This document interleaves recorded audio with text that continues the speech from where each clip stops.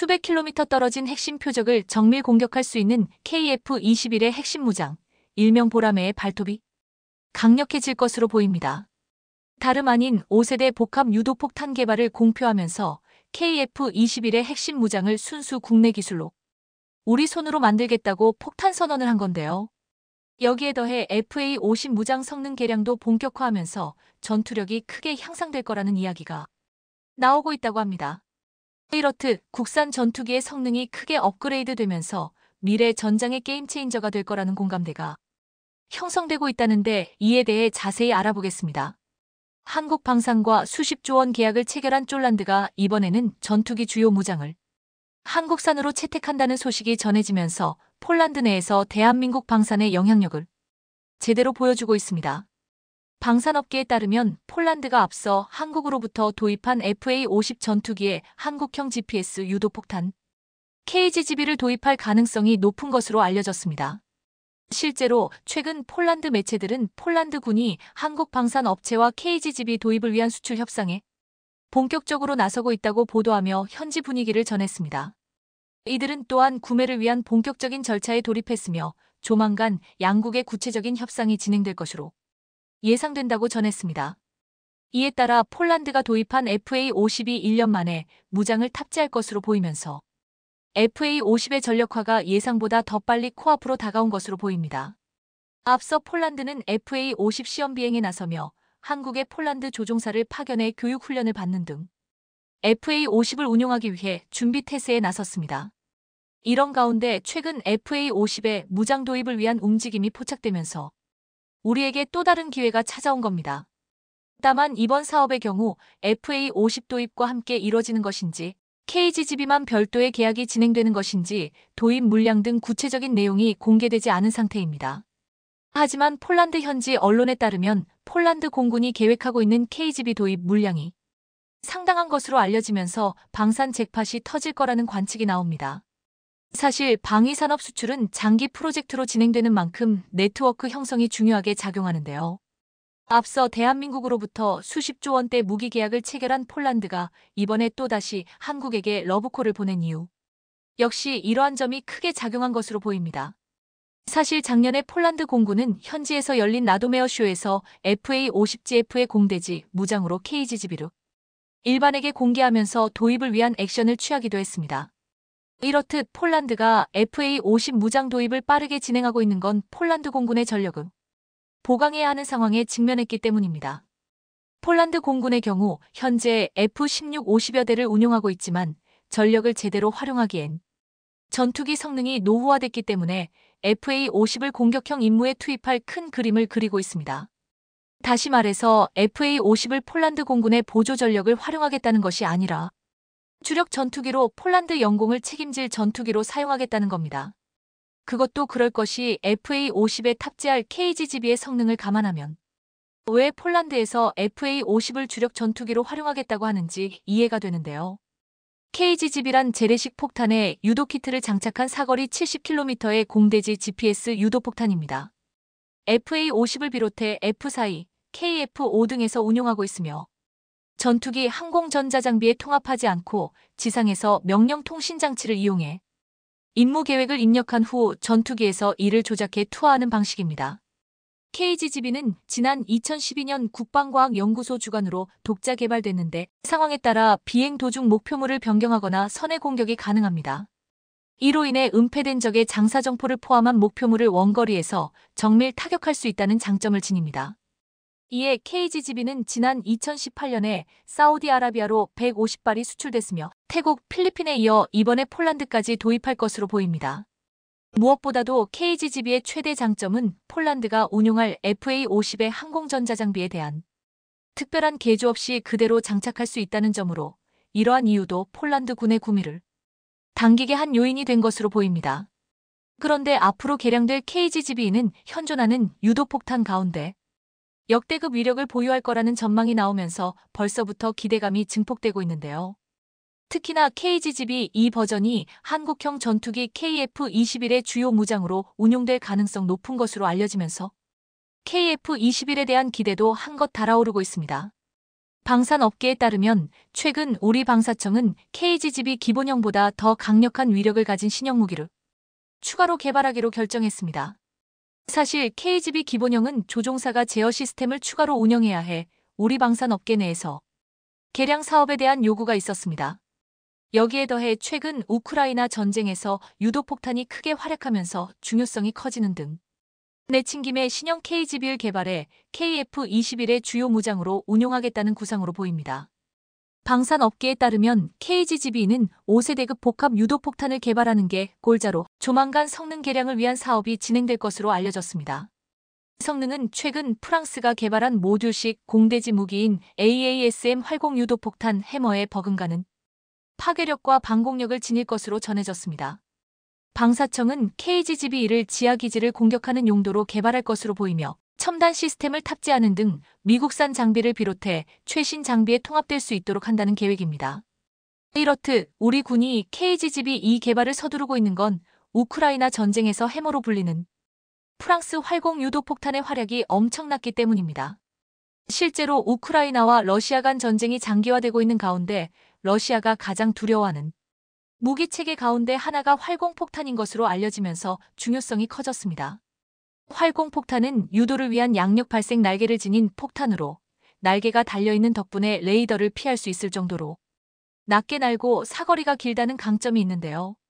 우크라이나 전쟁에서 활약한 해머라는 이름으로 불리는 AASM은 미국의 GPS 유도폭탄 JDAM에 대응하는 프랑스제 재래식 폭탄 개조 키트입니다. 이 체계는 폭탄의 사거리를 대폭 늘려주는 것은 물론 저공비행하면서도 유도폭탄을 투하할 수 있게 만들어줘 전투기의 생존성을 높이는 장점을 갖고 있는데요. 다양한 종류의 폭탄용 키트가 생산됐는데 기본형인 550파운드급 폭탄을 비롯해 276파운드, 1100파운드, 2200파운드급 폭탄 등에 적용할 수 있는 키트가 있으면 F-16 등의 전투기에 장착이 가능합니다. 특히 2000파운드 중량의 탄약을 탄두로 사용할 경우 관통력이 높아지고 동일 중량의 BLU-109 관통탄을 탄두로 사용할 때는 벙커 버스터로 운용할 수도 있습니다. 우리 군 역시 KGGB-1을 지하 깊숙한 곳에 있는 벙커를 날려버리는 벙커 버스터로 활용할 가능성이 높은 것으로 알려졌습니다.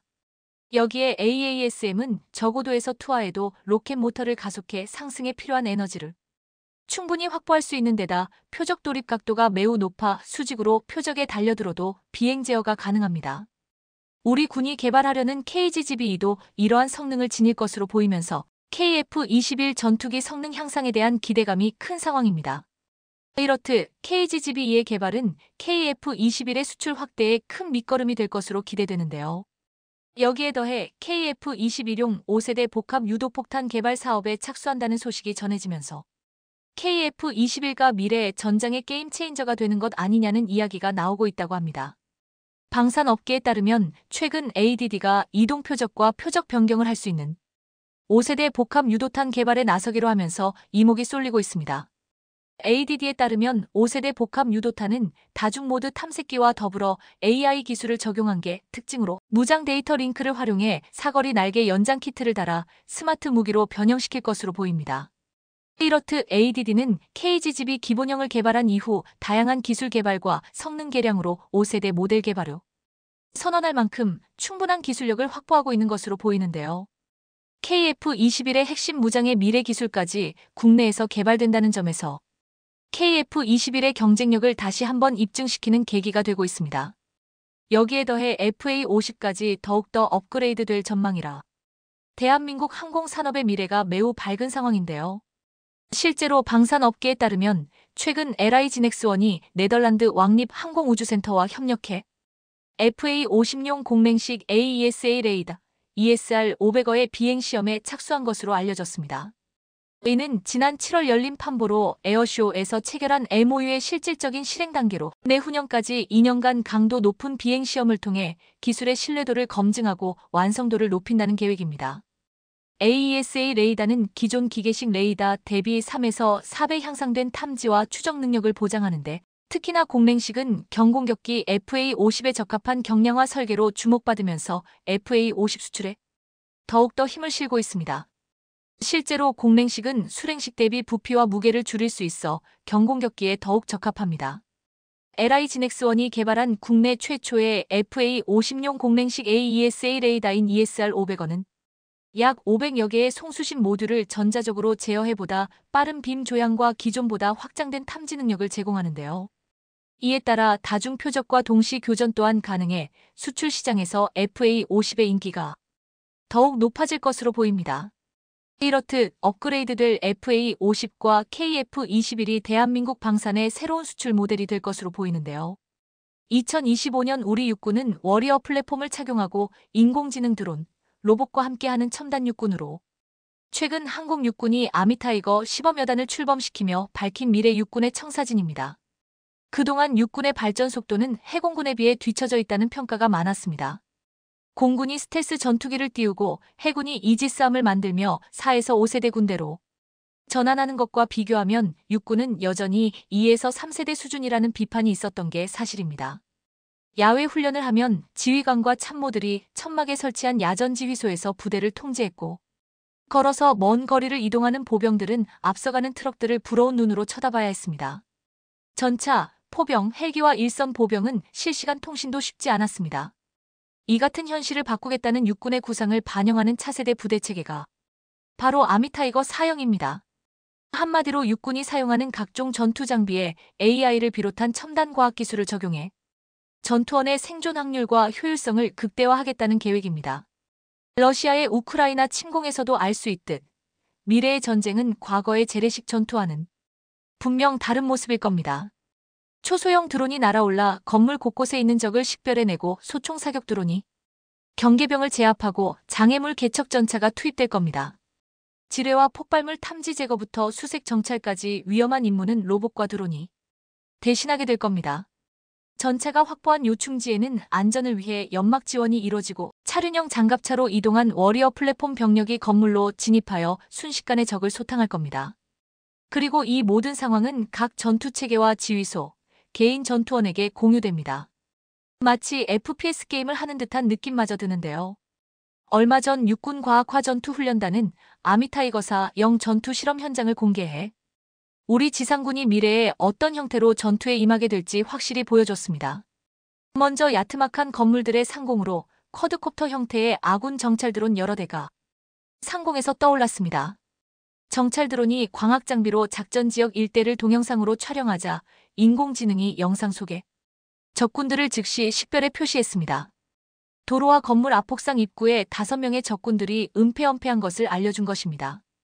해당 정보를 바탕으로 헥사콥터 모양의 소총 드론이 상공에서 소총 사격을 실시해 식별된 적군들을 제압했고 손바닥 정도 크기의 헬기 모양 초소형 드론이 건물 주변에 접근해 채공하며 열상광학 장비 등으로 건물 내 은폐한 적군들을 정찰 식별해내자 소형 자폭 드론이 창문을 통해 건물 내부로 진입해 적군들을 섬멸했습니다. 이어서 현대로템이 개발한 K600 장애물 개척 전차가 달려가 건물 앞 도로에 놓인 철조망과 자동차 등 장애물들을 순식간에 철거했습니다. 이후 정찰 드론이 건물 옥상에 남이 있던 적군들을 발견하자 이번엔 한화디펜스가 개발한 차량형 로봇인 다목적 무인 차량이 중기관총으로 제압했습니다. 외부에서 경계를 서던 적군들이 모두 사살되자 아군의 엄호용 연막 지원을 받으며 K808 차륜형 장갑차가 건물로 돌입했고 해당 장갑차에 탑승했던 분대 규모 병력들은 즉시 하차해 건물 내부로 진입했습니다. 이 지상군은 워리어 플랫폼을 입고 있었고 워리어 플랫폼에 장착된 삼성전자의 스마트 자부 등으로 실시간으로 교전 상황과 작전 정보 등을 전달받았는데요. 이를 바탕으로 효율적인 교전을 이어가면서 건물 진입 3분여 만에 잔존 적군 소탕 작전을 완료했습니다. 이것이 초지능 초연결 전투시대, 한국 지상군의 미래입니다. 우리 육군은 이 같은 아미타이거 4형 체계를 실현하기 위해서 1조 6천억 원 규모의 예산으로 근거리 정찰 드론, 사단 정찰용 UAV, 차륜형 장갑차, 차륜형 지휘소 차량, 초소형 정찰 드론과 유무인 복합 소형 전술차 등을 개발하는 데 주력할 예정입니다. 아미타이거를 실현하기 위해 우리 육군이 먼저 주목한 것은 부대 구조였습니다. 특히 독립적 작전이 가능한 병과들이 모여있는 여단은 유연하고 신속하게 움직이며 전투를 치를 능력이 있었고 이 때문에 여단을 아미타이거의 플랫폼으로 설정했습니다. 한 가지 특이한 점은 육군의 아미타이거는 임명 중시 사상을 적용시켰다는 점입니다. 과거의 군대는 병력의 숫자가 중요했다면 현대전은 최소한의 사상자만 내기 위해서 첨단 무기 체계를 갖추는 것이 필수이기 때문입니다. 기존의 보병은 걸어서 이동했습니다. 하지만 아미타이거에서 보병은 차륜형 장갑차를 이용합니다. 이를 통해 보병의 전투력은 혁신적인 변화를 만들어냅니다. 육군이 지난해 실시한 전투 실험에 따르면 현재 보병대대는 이동속도가 시속 0.5km에 불과했지만 아미타이거 개념이 적용된 대대는 시속 11.9km에 달했습니다. 기존보다 속도가 20배 향상된 셈입니다. 도보 행군보다 더 많은 물자를 지닐 수 있어 작전 기간도 기존 3에서 7일보다 더 늘어납니다. 보병과 지휘 간의 정보 격차도 없앨 전망입니다. 아미타이거 사형이 구현되면 장병들은 소형 단말기로 드론이나 수색부대가 수집한 적군의 위치나 움직임 등 전장 정보를 실시간 공유할 수 있게 됩니다. 병사 개인의 전투 능력 보강에 필요한 장비를 보급하는 워리어 플랫폼까지 더해지면 기동력과 공격력 등은 기존보다 크게 높아집니다. 이 모든 것이 정확하게 동작하려면 네트워크가 필수입니다. 결국 위성 기반 통신 체계가 반드시 필요한 개념인데요. 러시아군이 우크라이나 전선에서 도청을 당하거나 통신이 두절돼 애를 먹은 사례에서 알 수 있듯이 앞으로 전장에서 통신은 그 무엇보다도 중요한 요소로 자리 잡게 됩니다. 한반도는 산이 많아 난청 지역이 적지 않고 따라서 위성 기반 네트워크가 구축되어야 24시간 통신이 가능합니다. 우리 군은 이 문제를 해결하기 위해 정보통신업체와 조율 중입니다.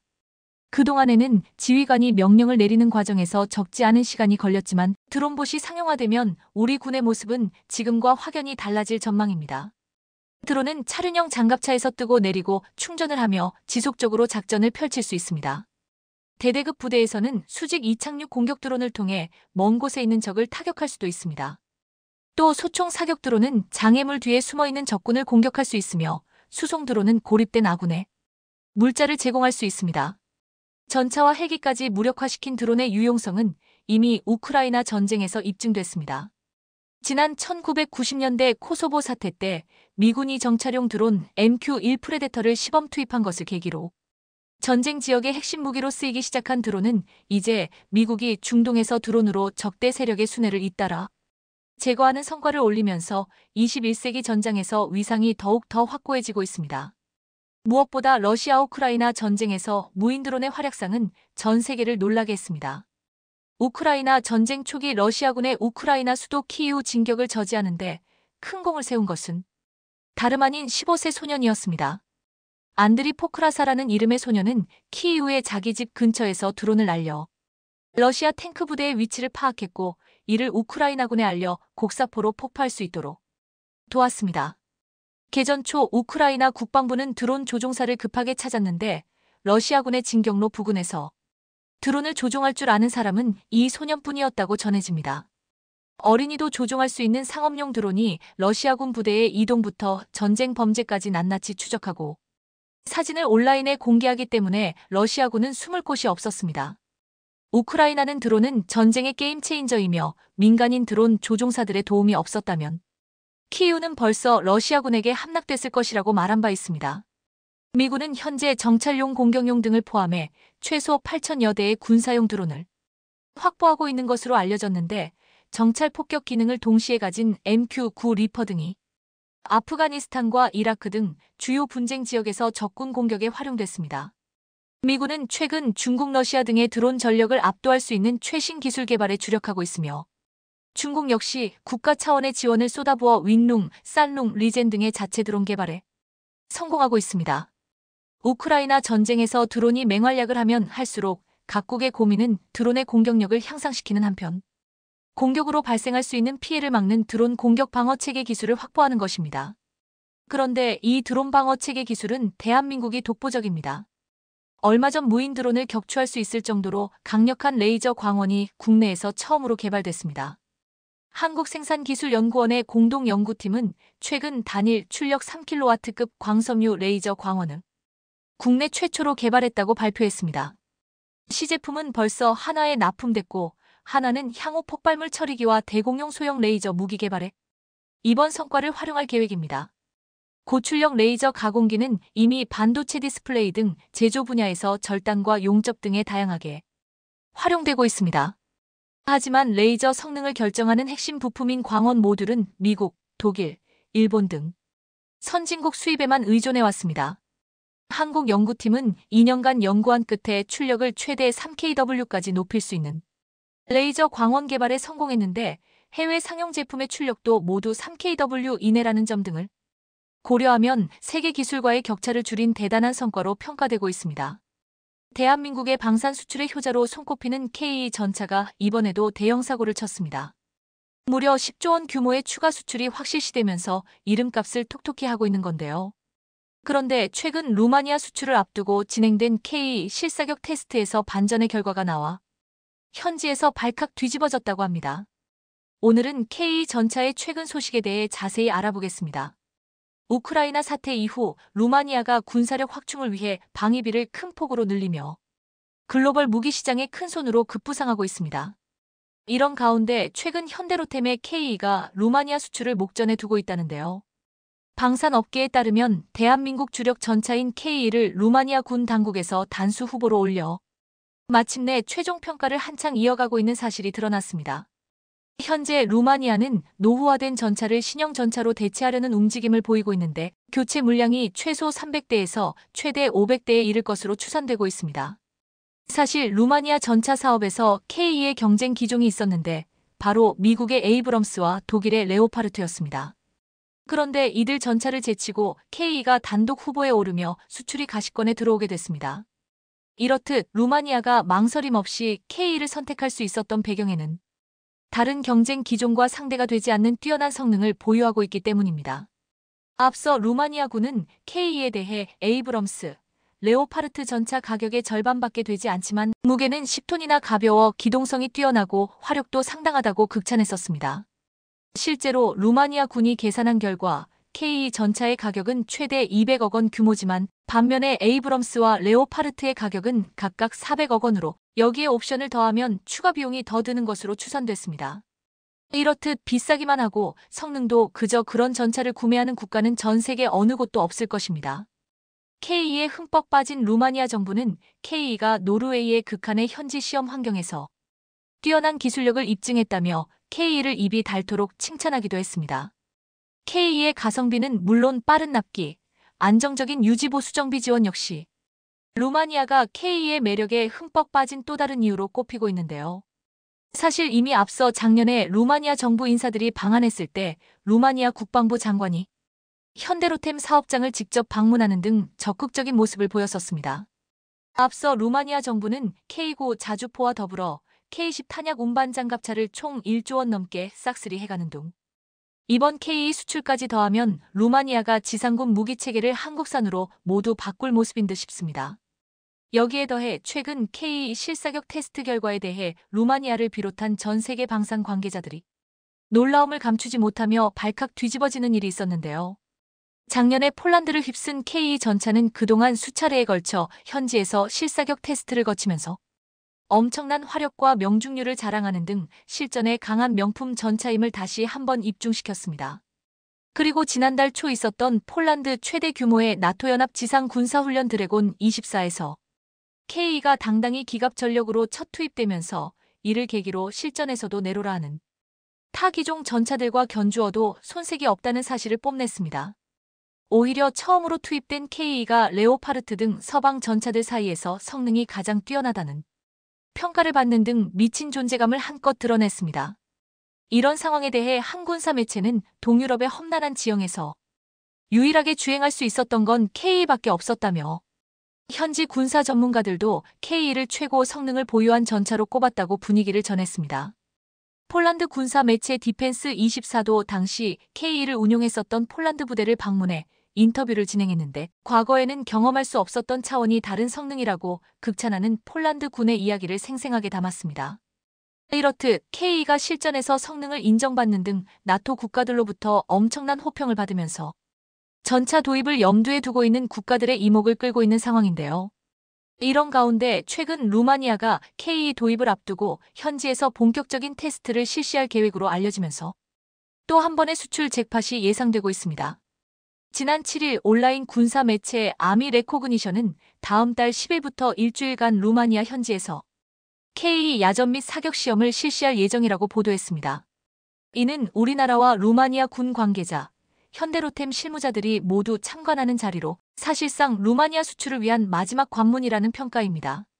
앞서 우리 군 고위 관계자도 K의 루마니아 첫 현지 실거리 사격 테스트 일정이 확정됐다며 다음 달에 있을 시험이 잘 마무리되면 좋은 소식이 있을 것이라고 귀띔했습니다. K가 루마니아에서 실사격하는 건 이번이 처음으로 실제로 궤도 장비의 현지 실사격은 계약 체결 전에 무기 성능 평가를 위해 거치는 사실상 마지막 단계입니다. 때문에 이번 사격 결과에 따라 K 계약 금액과 대수 등 수출 규모와 시점이 구체화될 거라는 게 군사 전문가들의 견해입니다. 앞서 루마니아는 작년 7월 우리 국방부에게 자국의 군 현대화를 위해 300대의 K 전차가 필요하다고 이야기했었는데 이번 테스트 결과에 따라 수출 규모가 더 확대될 수도 있을 것으로 보입니다. 특히나 이번 야전 및 사격 시험은 단순한 장비 평가 절차뿐 아니라 루마니아와 한국 간 방산 계약 내용을 마무리하는 중요한 단계가 될 거라는 관측이 나오는 만큼 매우 중요합니다. 현재 현대로템의 루마니아 K 수주 목표 물량은 약 500대, 우리 돈 약 10조 원 전후로 알려져 있으며 이번 테스트가 잘 마무리된다면 단발성에 그치는 것이 아닌 지속적인 협력이 있을 것으로 보입니다. 여기에 더해 동유럽 시장에 K 수출 물꼬를 트게 한 폴란드에서도 여전히 K에 대한 엄청난 관심이 사라지지 않고 있다는데요.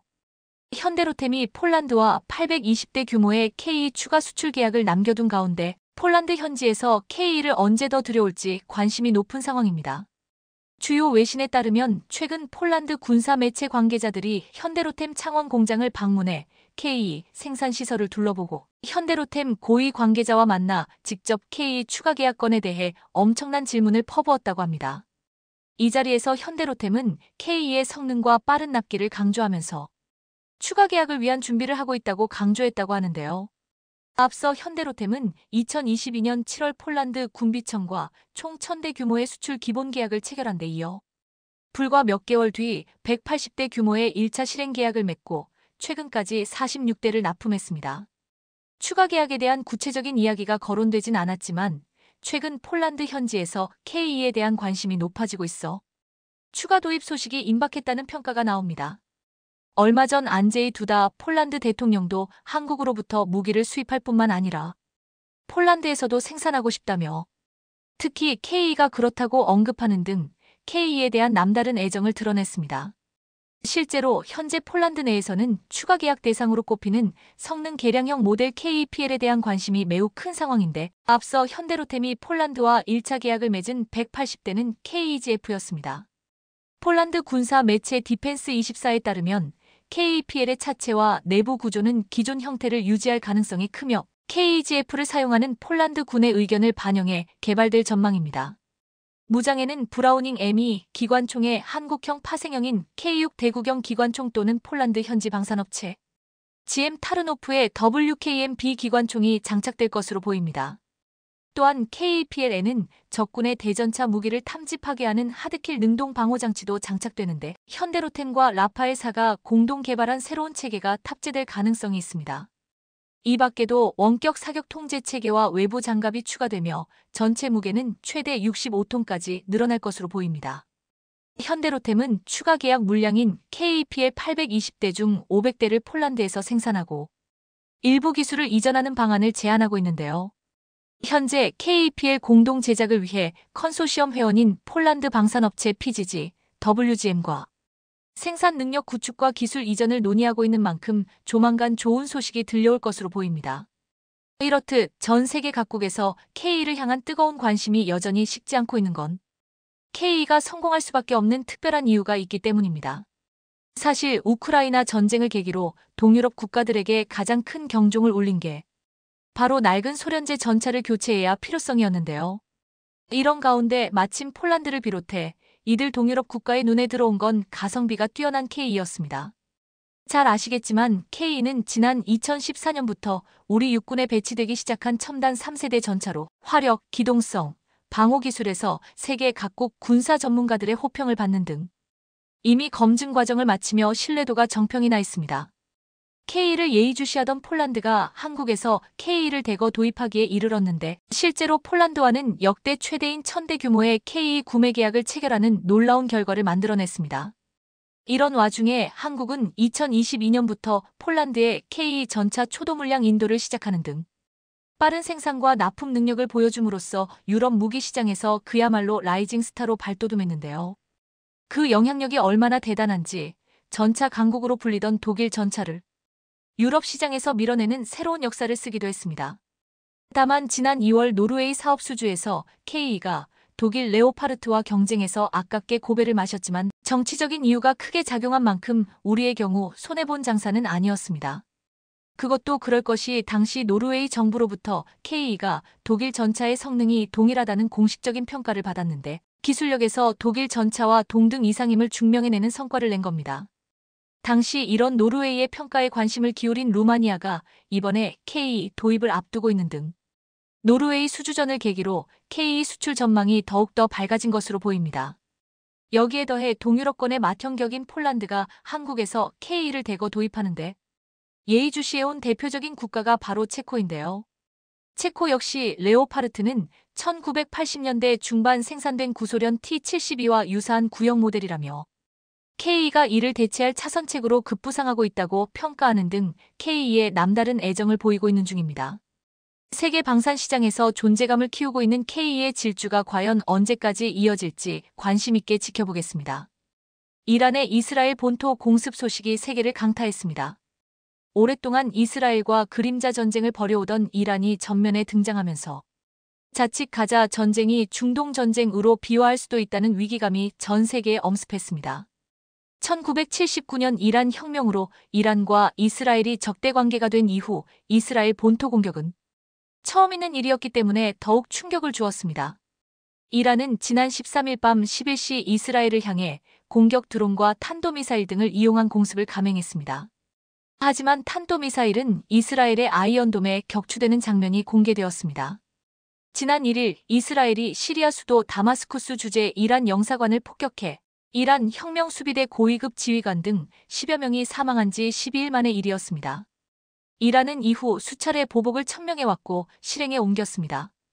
이란의 지원을 받아 레바논에서 활동하는 이슬람 무장 세력 헤즈볼라도 이날 이스라엘을 향해 무장 드론과 로켓으로 공격했습니다. 하지만 대부분 이스라엘의 요격에 격추됐습니다. 드론과 미사일 요격에는 홍해에 파견된 미군과 영국 구축함 및 군용기가 이란은 이스라엘 공격에 드론 185기와 지대지미사일 110발, 순항미사일 36발 등을 퍼부었지만 이스라엘은 군 기지의 경미한 파손과 부상자 1명을 제외하고는 인적물적 피해를 거의 입지 않았습니다. 하지만 공개된 영상을 보면 이스라엘 국민들이 느낀 공포는 엄청났을 것으로 보이는데요. 그동안 이란은 중동 지역의 여러 이슬람 무장단체를 지원해 이스라엘을 대신 공격하게 하는 방식을 써왔고 이스라엘에 대한 직접 공격은 자제해왔습니다. 하지만 이스라엘의 이달 초 자국 영사관 폭격으로 군 고위 간부들이 대거 사망하자 이날 직접 공격에 나선 것이었습니다. 이란의 이스라엘 본토 공습으로 안 그래도 극도의 혼란 가운데 있는 중동 정세는 더 큰 소용돌이로 빠져들 위험이 커졌습니다. 다만 이란의 첫 이스라엘 본토 공격은 아이언돔이 효과적으로 막아냈습니다. 이스라엘은 아이언돔 등 자국 방어 시스템이 이란의 드론과 미사일을 99% 요격했다고 발표했는데요. 아이언돔은 단거리 및 중거리 미사일을 요격하도록 설계돼 있습니다. 2006년 레바논의 친이란 무장정파 헤즈볼라가 이스라엘에 수천 발의 로켓을 발사해 막대한 피해가 나자 새로운 미사일 방어 시스템의 필요성이 대두되면서 개발이 시작됐습니다. 아이언돔은 레이더로 발사체를 추격하고 해당 발사체가 건물이 있는 지역을 타격할 가능성을 예측해 인구 밀집 지역을 공격할 것으로 예상되면 요격 미사일을 발사하는 방식입니다. 방공체계 아이언돔으로 이란의 미사일 드론을 대부분 격추하는 데에는 성공했지만 이스라엘은 이 방공 시스템 운영에 하루에 무려 2조 원을 쏟아붓고 있다는 분석이 나왔습니다.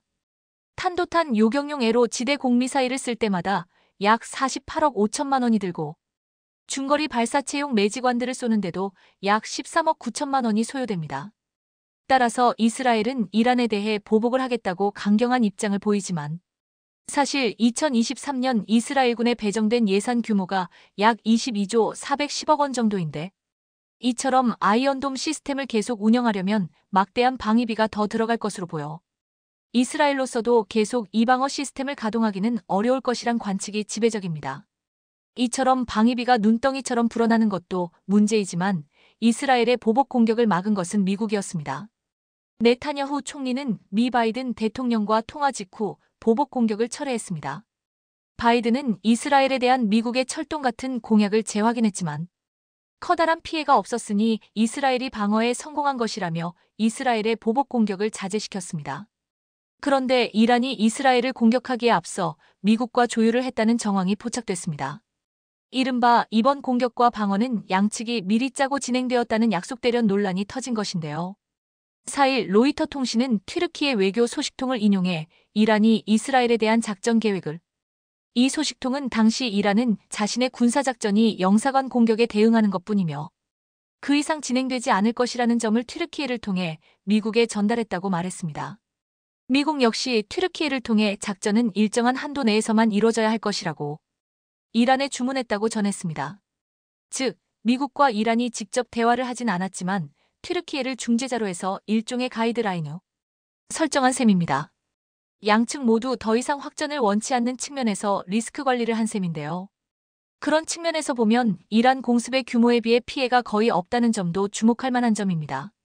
무인 기드로나 미사일 300여 개를 동원해 5시간 가까이 이스라엘 전역을 공격했지만 99%가 요격되면서 인명피해가 거의 없었기 때문입니다. 물론 이란은 이스라엘의 공군 기지가 크게 피해를 입었다고 밝히는 등 의미를 부여했지만 말입니다. 그러나 실질적 피해보다는 영사관 공격에 대응하고 웅징했다는 명분을 세우는 쪽에 미국이 말한 일정한 한도 내 공격과 오버랩되는 대목입니다. 물론 물리적 충돌이나 전쟁에는 무수한 우발적 요소가 작용하는 만큼 함부로 예단하기 어렵지만 여기까지만 보면 일종의 약속 대령 같은 모양새인데요. 문제는 이스라엘의 대응입니다. 베냐민 네타냐후 이스라엘 총리가 이끄는 전시 내각은 지금까지 가자 전쟁을 통해 국제사회로부터 철저히 고립되어 있었습니다. 지난해 10월 하마스의 선제 공격을 받은 쪽은 이스라엘이었습니다. 그러나 지난 반년 동안 반격을 하는 과정에서 이스라엘은 비례 대응의 원칙도 무시했고 국제사회의 각종 요구와 압박도 외면했습니다. 하마스 소탕을 명분으로 민간인 살상을 서슴지 않았고 최근에는 국제구호단체 차량까지 공격하면서 국제사회가 경악했습니다. 그동안 마지막 버팀목이 돼주던 미국까지 도저히 역성을 들어주기 힘든 상황이 되면서 바이든 행정부가 네타냐후 행정부를 정면으로 비판할 정도에 이르렀습니다. 뿐만 아니라 네타냐후 총리는 이미 이스라엘 내에서도 여러 가지 비판에 직면해 있었습니다. 특히 미국에 가 있는 아들 야이르 네타냐후의 근황은 전쟁으로 힘든 이스라엘 국민들의 분통을 터뜨리게 만들었습니다. 영국 일간지 데일리 메일은 네타냐후 이스라엘 총리의 아들 야이르 네타냐후가 미국 마이애미의 고급 아파트에 거주하는 모습을 담은 사진들을 공개했는데요. 하마스의 무력 충돌로 민간인들의 피해가 끊이지 않는 가운데 네타냐후 총리의 아들이 미국에서 호화 생활을 즐기고 있다는 보도를 접한 이스라엘 국민들의 배신감이 얼마나 컸을지 충분히 이해가 됩니다. 데일리 메일은 야이르 네타냐후가 머물고 있는 아파트는 월세가 약 670만 원에 달하는 최고급 주거지로 소개했고 야이르가 이곳에서 산책, 테니스 등을 하며 즐거운 시간을 보내는 모습을 담은 사진들을 공개했는데요. 네타냐후 총리 일가를 비난해온 이스라엘 언론인인 유리미스 가부는 야이르 네타냐후는 총리인 아버지가 평범한 이스라엘인들에게 목숨을 희생하라고 촉구하는 동안 마이애미에서 파티를 즐기는 게으른 불황자이다. 다른 이스라엘인들은 전쟁터에 가기 위해 미국에서의 학업과 직업, 휴가를 포기하지만 야이르는 그렇지 않다고 비꼬았습니다. 이렇게 네타냐후 총리는 아들 때문에 비난을 받고 있는 것은 물론 가자 지구에 대한 무차별적 공격으로 국제사회로부터 고립되어 있었습니다. 그런데 이때 이란의 이스라엘 본토 공격이 벌어진 것입니다. 하게 될 것이며 퇴진 압박에 시달리던 네타냐후 행정부의 생명줄을 다시 연장시켜줄 것이라고 전망합니다. 이란에 대해 대응 공격을 하라는 이스라엘 내의 강경파들이 있기 때문입니다. 따라서 일각에서는 네타냐후 행정부가 이번 이란과의 충돌을 조기에 마무리하는 것을 원치 않을 것으로 예상하기도 합니다. 하지만 미국을 비롯한 국제사회는 확전 방지에 분주한 모습입니다. 이미 우크라이나 전쟁과 가자 전쟁이라는 두 개의 전쟁을 치르고 있는데 여기에 또 다른 전쟁을 더 치르는 것은 감당하기 어렵기 때문입니다. 주요 7개국 정상들의 화상회의에 이어 유엔 안전보장이사회가 즉각 소집된 것도 이런 이유 때문입니다. 미국 등 국제사회의 노력에도 불구하고 만일 네타냐후와 이스라엘 강경파들이 보복에 나선다면 확전도 불가피할 전망인데요. 중동 정세는 그야말로 한치 앞을 예상하기 힘든 상황으로 빠져들고 있습니다. 이렇게 가자 전쟁이 끝나기는커녕 이란과 이스라엘 간 충돌 가능성이 높아지고 중동의 전운이 고조되자 사우디와 이라크 등의 K방산에 대한 관심 역시 더욱 높아지고 있습니다. 지난달 사우디아라비아, 이라크 등 중동의 군 관계자들이 국산 무기 체계를 둘러보기 위해 방한했습니다. 아오타이비 사우디 국방부 차관은 한국형 초음속 전투기 KF-21 탄도탄 요격 미사일 체계 천궁 IIM-SAM이 3600T급 잠수함인 장보고 III 배치 II, 도산 안창호함 등을 둘러봤고 수리온 계열의 중형 헬기 흰수리 운용 모습을 참관하고 직접 탑승까지 한 것으로 전해졌습니다. 또한 타벳 모하메드 사이에드 알 아바시 이라크 국방부 장관은 한국에 와서 국산 헬기 수리온 KUH 수출에 대해 논의하고 탄도탄 요격 미사일 체계 천궁 IIM-SAM을 이들이 그냥 왔다 갔을 리는 없고 방산업계에서는 한화에어로스페이스, 한국항공우주 KAI, LI지넥스원이 중동 추가 수출 물량을 따낼 가능성이 높다고 보고 있는데요. 특히 이번 아이언돔의 방어력이 다시 한번 확인된 만큼 탄도탄 요격 미사일 체계에 대한 중동 국가들의 관심이 높아지고 있고 따라서 한국의 천궁 IIM-SAM에 대한 관심도 고조되고 있습니다. LI지넥스원은 지난해 11월 사우디에 10개 포대 물량의 중거리 지대공 유도미사일 천궁 II를 수출한 데 이어 사우디 및 이라크와 추가 계약 및 신규 계약을 세계 최강의 자리에 올라선 K9의 첫 배치가 이루어진 지 24년 만에 새로운 도약을 준비 중입니다. 우리와 휴전선을 맞댄 북한 역시 신형 자주포를 개발하며 지상 전력 증강에 총력을 기울이는 모습인데요. 우크라이나 전쟁을 시작으로 세계 각국의 강력한 화력과 기동력을 겸비한 자주포의 필요성은 냉전 이후 지구촌에서 벌어진 각종 소유와 분쟁을 비롯해 더욱 중요성을 일깨우고 있습니다. 이에 대한민국의 명품 자주포 K9는 더 강력한 포탄과 첨단 기술로 업그레이드하며 글로벌 방산 시장에서의 독주 체제를 완전히 굳힐 계획입니다. 오늘은 대한민국 포병 전력의 자존심이자 세계 자주포 생태계 최상위 포식자 K9의 진화 계획에 대해 알아보겠습니다. 1999년에 처음 세상의 모습을 드러낸 데 이어 2007년 튀르키예의 수출을 시작으로 대한민국은 물론 서방 세계 육군의 핵심 포병 화기 K9의 명성은 미국산 자주포 M109A2와 비교되면서 시작되었습니다. 최대 40km 떨어진 지상 표적을 파괴하는 장거리 타격력 신속한 포탄 장전을 통한 급속 사격 능력까지 M109A2 대비 최소 3배 이상의 화력을 지녔다는 평가를 받고 있는데요. 그리고 현재 대한민국을 보면 노르웨이, 에스토니아, 이집트, 인도, 튀르키예, 폴란드와 핀란드, 호주 등 세계 자주포 수출 시장의 50%를 차지하며 압도적인 1위를 기록하고 있습니다. A는 독일의 PGH-2000, 프랑스의 CAESAR, 중국의 PLG-45 등 경쟁 기종들의 수출량을 합친 것보다 많은 수량인데요.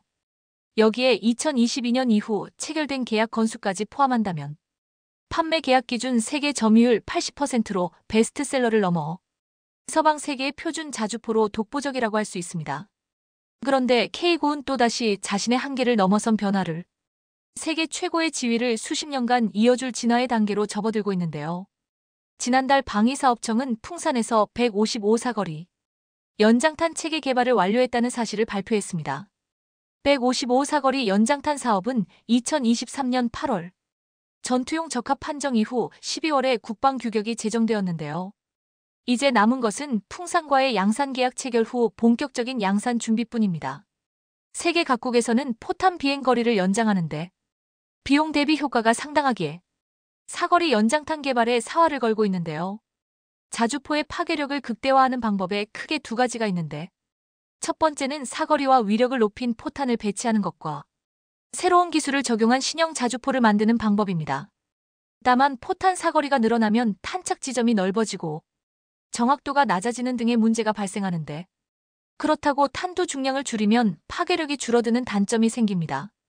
대한민국 육군 역시 전장의 변화와 기술의 발달로 지상작전 시 작전 반경이 대폭 확대되었기에 포병의 사거리 증가를 계속 요구하는데요. 이번에 개발된 155 사거리 연장탄은 우리 군에서 운용 중인 항력 감소탄과 로켓 보조 추진탄의 추진제를 복합 적용한 것으로 K9 자주포의 최대 사거리를 현재보다 30% 이상 연장하는 데 성공한 것입니다. 즉 자주포 탄약의 공기 저항을 줄이는 기술을 적용하고 보조 로켓 추진 장치를 탑재하는 등의 방식으로 사거리를 늘렸는데 양산을 담당할 풍산에 따르면 기존 40km 남짓했던 K9의 사거리가 최대 40km 수준까지 늘어날 것으로 전망했습니다. 방사청에서도 155 사거리 연장탄 체계 개발에 성공한 뭉산과 육군 해병대 국방과학연구소, 국방기술품질원 등 개발에 기여한 모든 분에게 감사드린다고 전하며 이번 155 사거리 연장탄 개발 성공은 우리 군 포병 전력 증강은 물론이고 전 세계 155 자주포를 운용하는 국가뿐만 아니라 K9 자주포와 연계한 수출을 적극 추진할 수 있을 것이라고 밝혔습니다. 155 사거리 연장탄은 미국에서도 개발해 전장에 배치할 만큼 중요하게 생각하고 있는데요. 미국은 M109 자주포 사거리를 최대 50km까지 늘린 지능형 포탄 엑스칼리버를 이용해 우크라이나를 침공한 러시아군에 큰 피해를 입히고 있습니다. 여기서 그치지 않고 사거리 100km 이상의 장거리 구경 감소탄까지 개발하고 있는 것으로 알려졌는데요. 미국도 미국이지만 국제시장에서 명품 자주포 K9에 대한 신뢰와 존재감은 나날이 커지고 있습니다. 포탄을 새롭게 개발하는 것과 더불어 미래전에 대응할 수 있도록 혁신하는 작업도 추진 중인데요. 미국은 사거리 70에서 130km에 대응하는 M1229 자주포를 만들었고 러시아가 사거리 70km인 ES-35 칼리차 자주포를 개발한 것처럼 대한민국 역시 한반도의 유사 상황 대비와 세계 시장 선점을 준비하기 위해선 초장사정 자주포를 확보하는 것이 필수 불가결한 요소가 됐습니다. 이와 관련해 방위사업청은 지난해 6월 제155회 방위사업 추진위원회를 열어 K9 2차 성능 개량 체계 개발 기본 계획을 심의 의결했습니다. 이는 2027년까지 2조 3,600억 원이 투입되는 초대형 개발 프로젝트로 타격 능력 향상과 포탑 자동화를 통한 운용 인원 축소 등에 초점이 맞춰져 있습니다. 이번 성능 개량형인 블록 1의 차체는 기본적으로 2018년 등장했던 K9A를 활용하는 것으로 외형이나 크기에는 큰 차이가 없는데요. 발사 속도는 현행 분당 6발에서 8발 이상으로 빨라지며 포탑에는 탄약 자동 장전 장치를 설치 및 발사 준비를 한층 신속하게 처리할 수 있습니다. 기본 사거리는 54km 포시는 강선 및 크롬 도금을 세로 해서 수명을 1000발에서 1500발로 늘리게 되는데 자동화 기술이 적용되어 승무원은 3명으로 감소합니다. 그리고 2030년대 등장할 K9A 블록 2야말로 K9 계열의 최종 개량형 끝판왕으로 불리고 있는데요.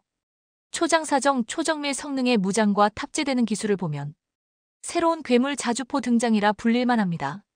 북한군 장사정포 위협에 공세적으로 대응하는 데 초점을 맞춘 K9A 블록 2는 활용면에서 미국 M1229 자주포와 유사한 성능을 지닐 것으로 보이며 개발이 완료되는 시점에선 화력 측면에서 세계 최강의 자주포가 될 것으로 전망되고 있습니다. 포탄의 정확도를 향상하기 위해 포시는 기존의 52 구경장에서 58 구경장으로 길이가 늘어나는데 늘어난 포신만큼 10발 이상에 달하는 분당 발사 속도를 감안하면 약실의 압력을 견뎌야 하는 내구성의 문제도 있어 새롭게 개발된 고강도 소재가 적용될 것으로 보입니다. 방사청은 K9A 블록 2에 적용될 소재 기술 역시 국내 기업에서 개발할 방침을 정하고 있습니다. 사거리 또한 70km까지 늘어나며 사용되는 포탄에 따라 최종적으론 100km를 넘어섭니다.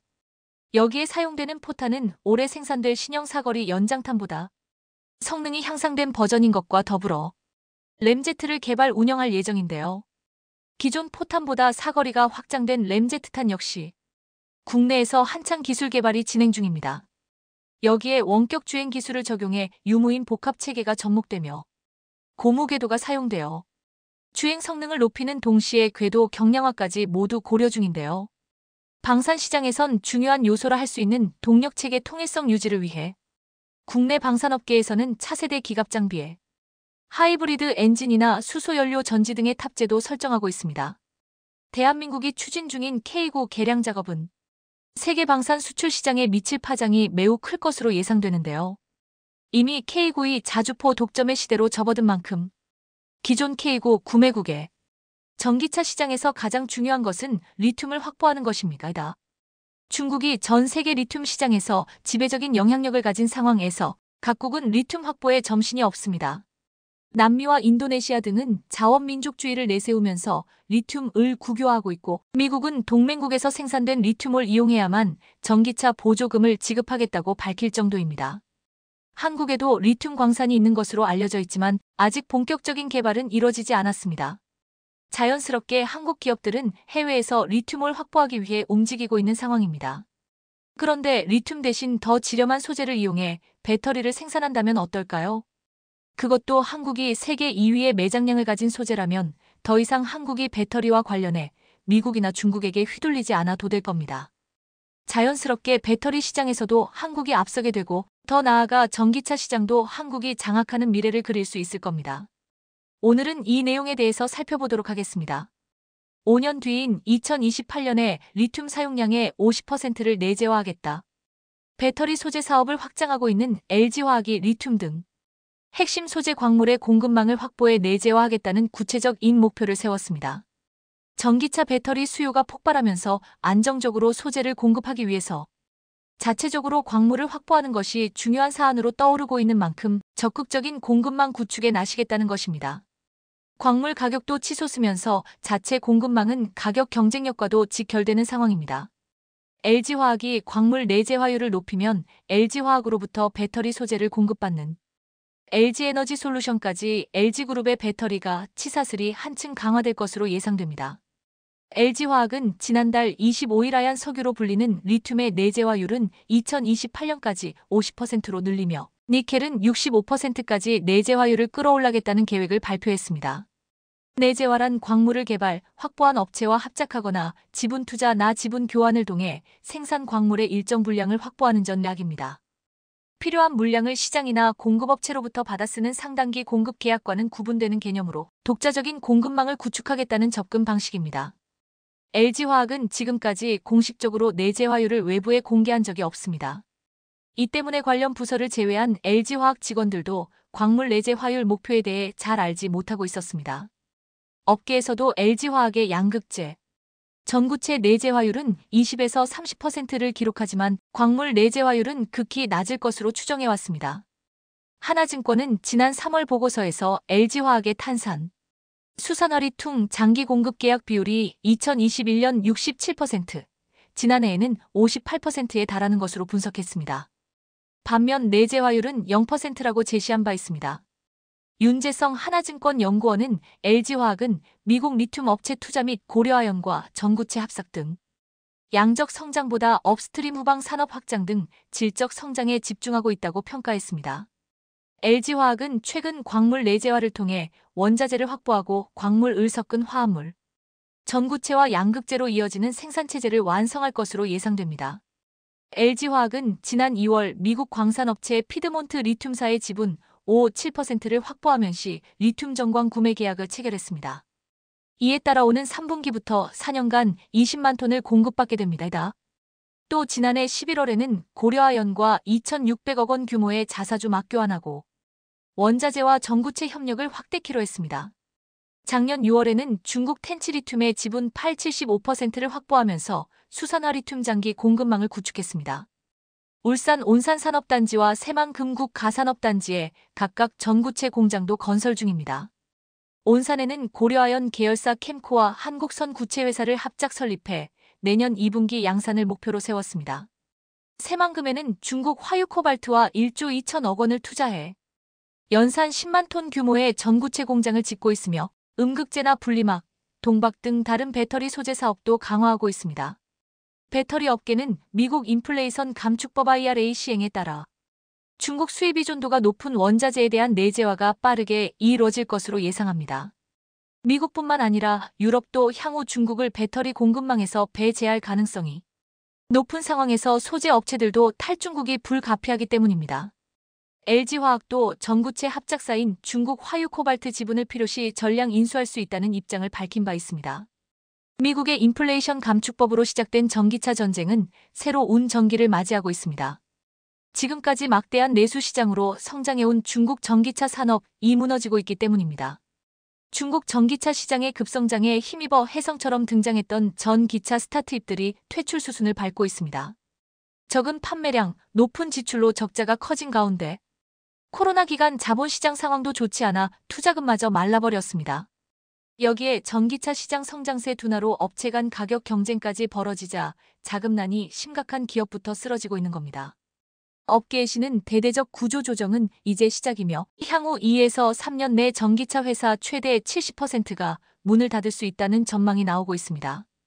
중국 경제 매체 제일제경과 매일경제신문 등에 따르면 중국 전기차 스타트업 웨이마자동차가 하이난성에서 운영하는 매장 6개를 모두 정리한 것으로 전해졌습니다. 지난 3월 상하이 칭푸구의 소비자보호위원회는 웨이마의 영 상태가 심상치 않다며 소비자들의 신중한 구매가 필요하다고 밝힌 바 있습니다. 현재 하이난성에서만 2,000여 명의 소비자가 애프터 서비스와 부품을 받지 못해 어려움을 겪고 있는 것으로 알려졌습니다. 웨이마는 한때 웨이라이 샤오펑 바이동과 함께 중국 전기차사 소룡으로 불렀습니다. 2015년 설립 후 텐센트, 바이두 등 중국 대표 정보기술 IT 기업은 물론 홍콩 최대 재벌로 아시아의 워런 버핏이라 불리던 리자청 청쿵그룹 회장의 투자까지 받았습니다. 지난해 6월까지만 해도 70억 4천만 달러 약 9조 3,500억 원의 몸값을 자랑하며 홍콩증 권거래소에 기업 공개 IPO를 신청했습니다. 그러나 같은 해 10월부터 판매부 진과 적자 확대로 직원 임금 삭감, 경영진 절반 축소 등의 소식이 전해졌고 결국 IPO 신청 효력이 상실됐습니다. 웨이마는 올해 1분기 전기차를 단 한 대도 팔지 못했습니다. 경영난을 겪고 있는 곳은 웨이마뿐만이 아닙니다. 또 다른 전기차 스타트업인 텐지자동차는 지난 3월 생산 중 단과 함께 직원 월급을 최저임금 수준으로 낮춰불만을 샀습니다. 아이츠자동차는 2개월째 임금이 밀려있고 레이딩자동차는 200여 건의 계약 분쟁, 채무불이행 소송 등에 시달리다 결국 파산 신청을 했습니다. 이들의 실패는 판매 전략의 부재로 인한 국내 시장 실패, 자금 조달 난항 등이 복합적으로 작용했다는 분석이 나옵니다. 중국 창안자동차의 주아룽 회장은 보수적으로 봤을 때 향후 2에서 3년 안에 60에서 70%의 브랜드가 퉁폐합에 직면할 것이라고 말했을 정도입니다. 전기차 시장에 대한 접근성이 낮아진 것은 배터리 가격이 비싸기 때문입니다. 지금까지 중국은 막대한 보조금을 지급하면서 자국의 배터리 산업을 키워왔는데 인플레이션 감축법을 시작으로 미국과 유럽에서 중국산 배터리 견제에 나서면서 상황이 달라지기 시작했습니다. 중국산 리튬을 사용하지 않는 기업들이 늘어나면서 원자재를 장악해 배터리, 더 나아가 전기차 시장까지 장악하겠다던 중국의 계획이 무너지고 있는 것입니다. 중국은 세계 시장에서 우위를 차지하는 신에너지차를 집중적으로 육성하는 한편 신흥국 리듬 광산 확보를 위해 지분 투자를 늘리고 있습니다. 에너지 컨설팅 업체 라이스테드 에너지에 따르면 중국 기업들은 최근 2년 새 45억 달러 약 5조 9천억 원을 투자해 남미 아프리카 지역에서 20개에 달하는 리튬 광산 지분을 확보했습니다. 중국 기업들이 투자한 광산 개발이 순조롭게 이뤄질 경우 중국은 2025년 전 세계 리튬 공급량의 3분의 1을 확보하게 될 것이라는 관측이 나올 정도입니다. 특히 중국은 리튬 정제 시장을 장악하다시피 하고 있습니다. 리튬 정제 과정에서 이뤄지는 환경 파괴를 묵인할 수 있는 국가이기 때문입니다. 이런 가운데 세계 최대 리튬 생산국인 호주가 탄산 리튬, 수산화 리튬의 중국 의존도를 낮추기 위해 공급망 다변화 방안을 모색하고 있습니다. 11일 코트라 호주 벨버름 무역관의 공급망 다변화를 위해 움직이는 세계 최대 리튬 생산국 호주 보고시에 따르면 지난해 호주 리튬 생산량은 6만 1,000TU로 전 세계 생산량의 50%를 차지했습니다. 호주 리튬 수출액은 2021-2022 회계연도 53억 호주 달러로 올해는 3배 이상 증가한 186억 호주 달러를 기록할 전망입니다. 호주에서 생산된 리튬의 90%는 중국으로 수출됩니다. 이외에 벨기에가 2.3%이고 우리나라는 0.9% 수준입니다. 호주는 정광 형태로 리튬을 생산 수출합니다. 중국은 막대한 양의 리튬 정광을 수입해 자국 내 정제시설에서 탄산 리튬이나 수산화 리튬으로 전환 후 이를 다시 수출합니다. 중국은 전체 리튬 재련 시장의 65%를 차지하고 있으며 수산화 리튬의 경우 75%를 점유하고 있습니다. 탄산 리튬은 주로 노트북, 핸드폰 등 소형 가전제품의 배터리에 사용되고 조울증 치료제를 포함한 치료용 약물과 윤활유 원료로도 쓰입니다. 산화 리튬은 에너지 효율이 높으며 고성능 고용량으로 장거리용 전기차 배터리 제조에 사용됩니다.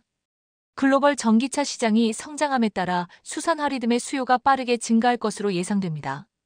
호주는 중국으로 리튬 정광을 수출한 후 중국산 리튬 가공품 수입에 의존하고 있습니다. 이에 비효율적이며 글로벌 안보에 위협이 될 수 있다는 우려가 나옵니다. 호주 최대 노조인 AWU는 중국 의존도를 낮추기 위해 핵심 광물 수출 관세를 부과하고 해당 수익으로 헌지에서 광물과 공품을 제조해야 한다고 제안했습니다.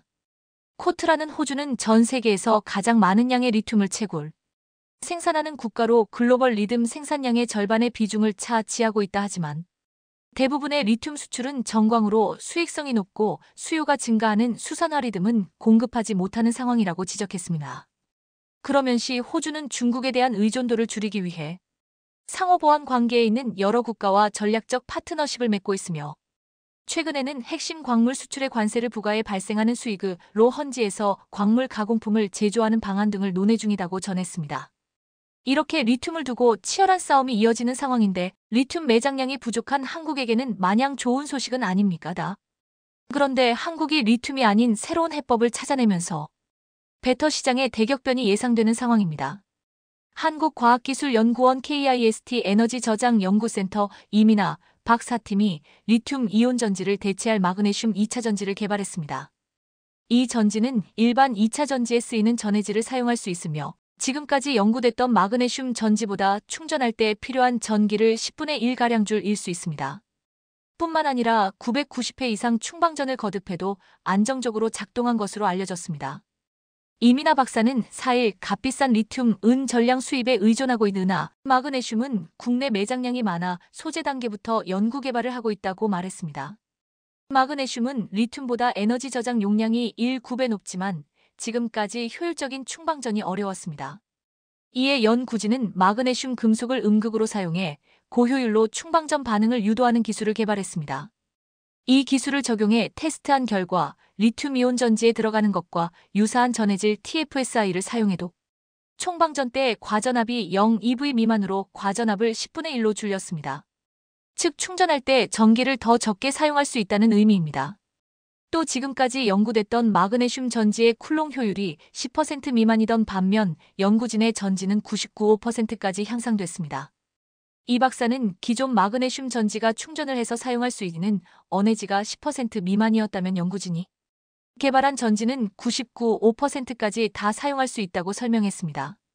이와 함께 내구성 테스트에서도 990회 이상 안정적으로 마그네슘 금속의 방전을 구현해 대량 생산이 가능한 일반적 전해질에서도 마그네슘 2차 전지가 안정적으로 작동한 것으로 알려졌습니다. 지금까지 마그네슘 2차 전지를 개발하기 위한 연구에서는 거대 음이온을 사용해 합성이 굉장히 까다롭거나 부식이 쉬운 염소 이온을 많이 넣어 전해질을 만들었습니다. 연구진은 전지의 음극에 쓸 마그네슘 금속을 특정 용액에 1시간 정도 남가 인공보호막을 만들어냈는데 이 과정을 거치면서 음극 표면은 충방전 효율이 높아진 것으로 알려졌습니다. 이민아 박사는 이번 연구 결과는 에너지 저징 시스템 ESS에 적합한 일반 전해질 기반의 저비용, 고에너지 밀도 마그네슘 2차 전지의 상용화 가능성을 높일 것이라고 말했습니다. 이번 개발이 의미 있는 것은 한국의 마그네슘 매장량이 세계 2위를 기록하고 있기 때문입니다. 다만 문제는 있는데 이렇게 막대한 매장량에도 불구하고 한국에는 마그네슘 점련 시설이 없다는 것입니다. 포스코는 2000년 초 미래 수요가 커질 신소재 사업의 일환으로 마그네슘 생산 재련에 투자했습니다. 당시 마그네슘은 초경량 미래 소재로 각광받았습니다. 마그네슘은 무게가 알루미늄의 65%, 7강의 22%에 불과하지만 강성은 뛰어나고 열전도율도 좋은데다 전자파 차단 기능도 있습니다. 이 때문에 휴대폰과 노트북, 자동차 차체 등에 대한 수요가 폭증할 것이라고 전망됐습니다. 실제로 포스코는 스마트폰 등 모바일 기기가 확산되기 전인 2007년 순천 해룡산단에 약 900억 원을 들여 마그네슘 판재 공장을 지었고 2012년에는 강릉 옥계 1만 톤의 마그네슘계를 재련할 수 있는 공장도 준공했습니다. 마그네슘 원석 백운석은 강원도에만 약 1억 9천만 톤이 매장돼 있는 것으로 추정됩니다. 하지만 잔밋빛 전망은 보기 좋게 빗나갔습니다. 마그네슘 합금의 최대 경쟁자인 알루미늄 합금이 대세로 자리 잡았기 때문입니다. 마그네슘 소재는 정보기술 IT 분야에서 자리를 잡지 못했습니다. 기대했던 스마트폰 케이스도 알루미늄을 거쳐 최근에는 유리 소재로 바뀌었습니다. 글로벌 스마트폰 업체 관계자는 마그네슘은 물성이 단단하고 가벼운 것은 맞는데 주조와 후처리가 어려워 스마트폰에 적합한 재료가 아니다라고 설명했습니다. 자동차 시장 역시 마찬가지인데 강화되는 각국의 연비 규제를 맞추기 위해 마그네슘 소재를 자동차 차체에 많이 적용할 것으로 기대했지만 알루미늄과 초고강도 강판 등 7강 소재가 이를 대체했습니다. 마그네슘이 가볍기는 하지만 부식으로 후처리에 많은 공정이 소요돼 양산차에 적용하기에는 한계가 있었습니다. 여기에 전 세계 마그네슘 생산의 80%를 차지하는 중국이 원재료를 쥐고 흔들면서 포스코의 마그네슘 사업은 더 위기를 맞았습니다. 환경 문제도 고민인데 2013년 강릉 옥계 공장에 지은 마그네슘 공장에서 페놀 등 독성 물질이 누출되면서 토양을 오염시켰고 결국 포스코는 현지 사업을 접기로 했습니다. 이후 한국은 마그네슘을 중국에서 대부분 수입해왔습니다. 그러나 상황이 달라졌습니다. 마그네슘으로 리튬을 대체할 수 있다면 미국의 인플레이션 감축법에도 걸리지 않고 중국 의존도도 줄일 수 있게 됩니다. 물론 현재도 마그네슘 수입을 중국에 의존하고 있지만 매장량이 부족한 리튬에 비하면 마그네슘은 국내에서도 충분히 확보가 가능합니다. 국제 정세에 따라 언제 가격이 널뛸지 모르는 리튬에 집착하는 것보다는 국내에서 안정적인 확보가 가능한 마그네슘에 집중하는 것이 장기적으로는 좋을 수밖에 없습니다. 환경오염을 이유로 중국의 리튬 정제를 맡겨온 선진국들은 뒤늦게 자국 내에 리튬 정제 시설을 늘리고 있는 상황입니다. 결국 중국에게 의존하는 부분을 최대한 줄이는 것이 필요한 시점인데 마그네슘이 한국 배터리와 전기차 산업에 새로운 해법이 될 것으로 기대를 모으고 있습니다.